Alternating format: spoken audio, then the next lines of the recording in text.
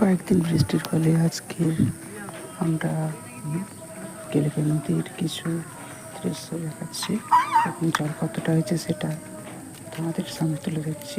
সবাই দেখো এবং লাইক কমেন্ট এবং সাবস্ক্রাইব করে দেবে যাতে আমরা পরবর্তী ভিডিও তোমাদের সামনে তুলে ধরতে পারি।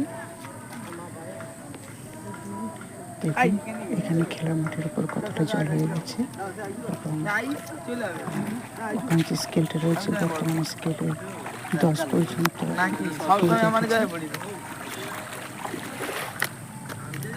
এখানে ভুটভুটে দাঁড়িয়ে আছে।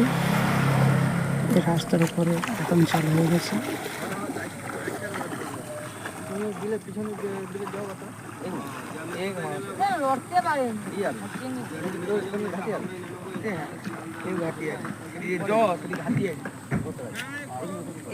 তোর তুই দিবে বিলে কম খাবো আবার তোরা